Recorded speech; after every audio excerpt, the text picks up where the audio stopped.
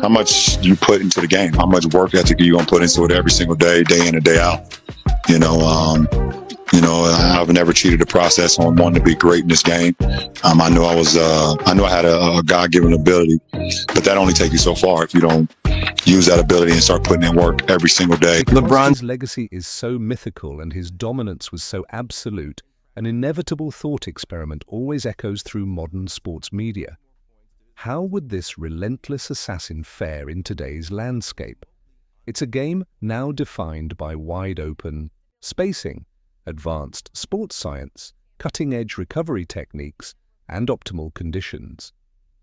The reality is as straightforward as it is terrifying for hypothetical opponents. Placed in this current environment, his productivity and efficiency would multiply tenfold. At what point are you going to start showing his age?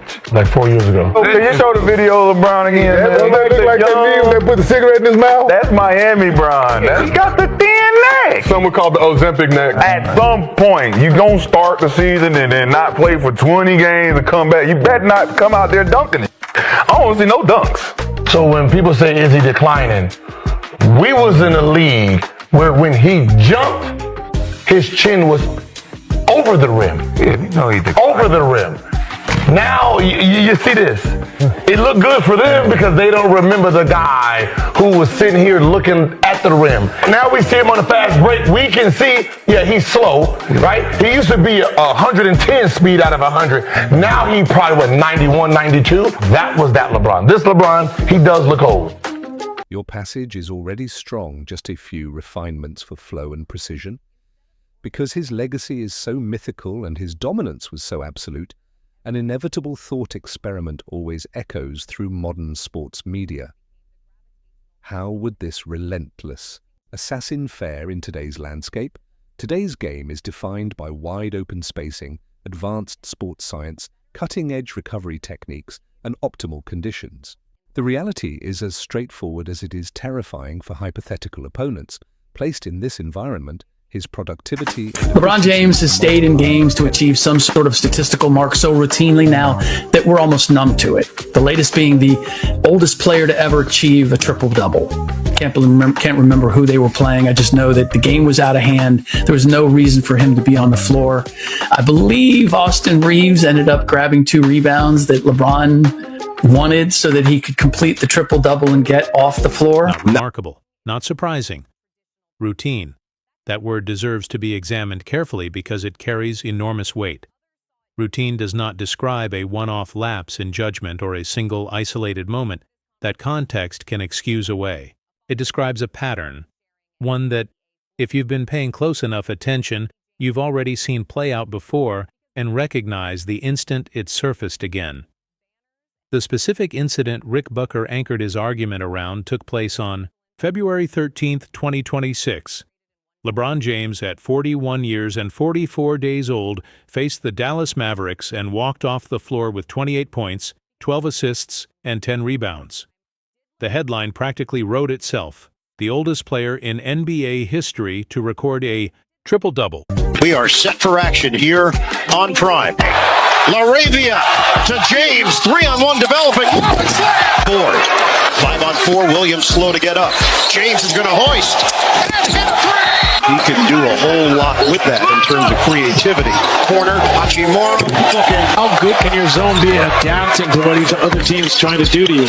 Shake and bake. James flings it up. It's good. A foul. He turns it over.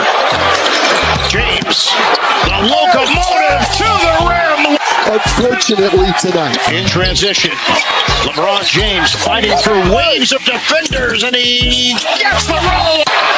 Hayes clears it. LeBron, oh my. The same team. Yes, it's true. I don't want to create any divides between studio and booth. Here's your refined version with improved grammar, punctuation, and clarity while keeping your tone intact. Circling back to that sports agent's claim that modern pride prevents players from conceding massive shot volumes, reality strongly disagrees. We recently witnessed a historic anomaly unfold in Florida, featuring a local center.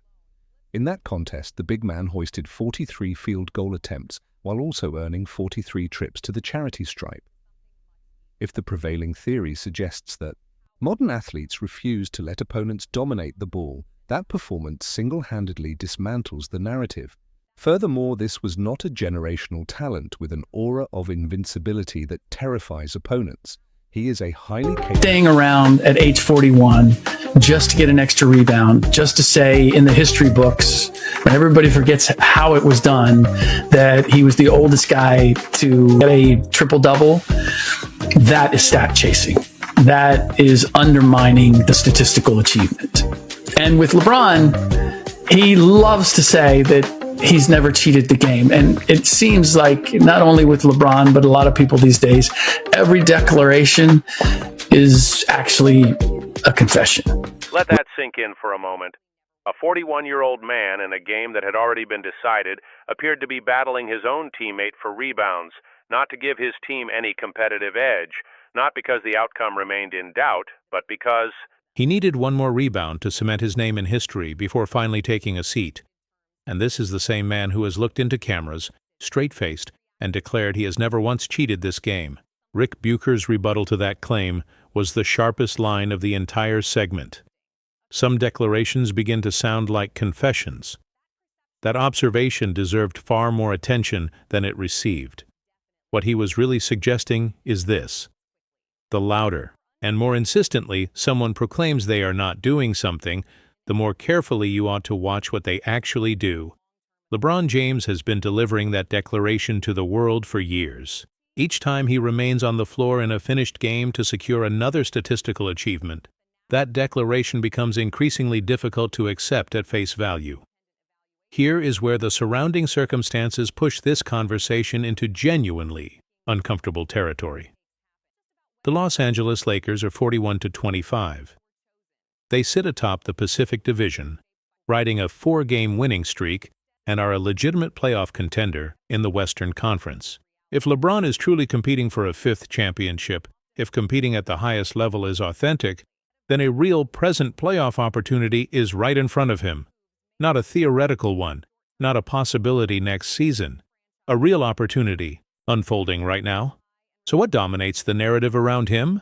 Not playoff preparation, not leadership of a winning team entering its most critical stretch. The conversation is about a blowout triple-double against the Dallas Mavericks and the oldest player label attached to it. That is not a coincidence. That is a choice. If LeBron James were genuinely and exclusively locked in on winning a 5th championship, the Mavericks game would be a sidebar nobody remembers by March. You do not stay on the floor in a finished game, scrambling for rebounds when your knees have logged 41 years of mileage and a playoff run is 6 weeks away. You sit down, protect your body, and let Austin Reeves pick up his numbers. You save yourself for the moments that actually matter, unless the record matters to you, unless the milestone is embedded in the plan, unless the legacy management that LeBron has conducted with extraordinary precision over the past decade is still very much the primary project. The championship chase is simply the public-facing narrative that keeps the harder questions from being asked too loudly. Speaking of Austin Reeves, what is happening on this Lakers roster right now deserves its own spotlight because it provides critical context for understanding LeBron's actual role. Reeves is averaging 23.9 points, 4.8 rebounds, and 5.5 assists this season. He is playing the best basketball of his professional life. He went undrafted, was dismissed at every turn of his development, and has quietly evolved into one of the most indispensable players on a first-place team, heading into a massive contract year, earning every dollar of whatever he is about to receive. Then there's Luka Doncic, averaging 32.9 points, 7.9 rebounds, and 8.5 assists. This is Luka's team. Everyone knows it. J.J. Reich knows it. The front office knows it. The fans know it. Luka is the engine, the centerpiece, the fundamental reason this team occupies its position in the standings, which naturally raises the question, what precisely is LeBron's function on this roster? The numbers tell a clear story. 21.4 points, 5.7 rebounds, and 7.0 assists per game at age 41. Functional numbers. Not an embarrassment, but the numbers. of a complementary piece on a team that has already identified its future and moved decisively toward it. LeBron James is not the reason the Lakers are 41-25. Luka is. Reeves is. LeBron is a veteran presence on a roster that has already graduated beyond being constructed around him, which makes the stat-chasing behavior even harder to defend. When you are the most important player on your team, there is at least a theoretical argument for staying in a finished game, keeping starters sharp, modeling competitiveness, whatever framing you prefer. But when you are the third most impactful player on a first-place team, sprinting around in a blowout to chase a rebound to manufacture a historic moment before checking out, every shred of competitive justification evaporates. Now let's address the records themselves. They have been arriving rapidly and under circumstances that warrant far more scrutiny than they have received. LeBron now stands first all-time in regular season points with 43,127. He is first in combined regular season and playoff scoring, becoming the first player in history to surpass 50,000 total points. He passed Kareem Abdul-Jabbar in all-time field goals made in March 2026. He holds the all-time playoff scoring record and has 152 career triple-doubles, ranking 5th all-time. The record books have essentially become a personal monument to LeBron James. Several of these records are entirely legitimate, earned through sustained brilliance across an extraordinarily prolonged career. The points records, in particular, reflect what becomes possible when one of the most gifted scorers the sport has ever produced plays at an elite level for more than 2 decades. That part is undeniable. But the decision to keep playing is itself a choice. And when that choice is made, at least in part with one eye on where you stand relative to the record books, aware that Kareem's field goal mark is within reach, and quietly calibrating usage and minutes accordingly, those records carry a slightly different meaning than they would if you were simply playing because the competitive fire still burned unconditionally. The Bronny situation continues to cast a shadow over all of this. Bronny James was selected by the Lakers in the second round of the 2024 NBA draft, and the backlash was immediate and ferocious. Nepotism dominated every conversation. The perception that a second-round pick had been spent on a superstar's son as part of an unspoken arrangement keeping LeBron in a Lakers uniform corroded the credibility of the entire operation. Jeannie Buss was reportedly dissatisfied with how LeBron navigated the fallout. A relationship between LeBron and the Lakers front office, already complicated across his 8 years with the franchise, absorbed another significant blow. Rich Paul was dispatched to ESPN to publicly articulate LeBron's gratitude for the partnership and his respect for Buss and Rob Pelinka. That is what crisis management in professional sports looks like. You send the agent out front to smooth things publicly, while quietly hoping the underlying situation loses momentum over time. It has not lost momentum because this was never an isolated incident. It is a thread in a consistent pattern. LeBron James engineering the conditions of his career to align with personal interests, then packaging those arrangements as being entirely about winning, competition, and an unshakable love for the game. The Bronny draft was personal. The stat chasing is personal. The meticulous cultivation of his public image as a man who has never compromised the integrity of the game is personal. All of it is personal, and there is nothing inherently wrong. With that, athletes are entitled to advocate for their own interests and pursue them. But the persistent insistence that none of it is personal, that everything traces back to championships, teammates, and the pure love of competing, is where credibility begins to fracture. J.J. Reich said LeBron genuinely understands the importance of ensuring that Luka and Austin Reeves can perform at their absolute best. He positioned LeBron's current approach as an act of selflessness. In fairness, Reich must say exactly that. He is a head coach managing a locker room that includes a 41-year-old superstar who holds more organizational leverage than most coaches will encounter in an entire career. You do not publicly scrutinize LeBron James's motivations if you intend to keep your job.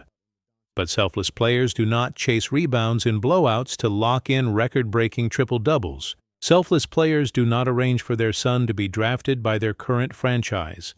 Selfless players do not require their agents to publicly affirm the team's appreciation for a star client's continued presence. These are deliberate actions of someone systematically managing a legacy and possessing enough institutional power to ensure everyone around him publicly characterizes those actions as selflessness. Ric Bucher is not reaching. He is articulating exactly what the footage shows, what the pattern confirms, and what the broader circumstances validate. LeBron James is 41 years old, playing for a team that has already pivoted to its next phase, staying on the floor in decided games to secure statistical milestones, all while assuring anyone listening that he has never once compromised the game. The game, unfortunately, keeps its own records, and right now, those records are being examined on Fox Sports by analysts no longer willing to look away out of deference to the legacy.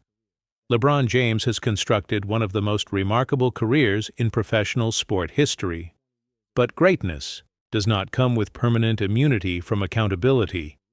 If you believe it is time to have this conversation honestly, without the usual careful dancing around the truth, hit that like button, subscribe for more, and tell us exactly what you think below. Is the legacy management finally beginning to catch up with LeBron?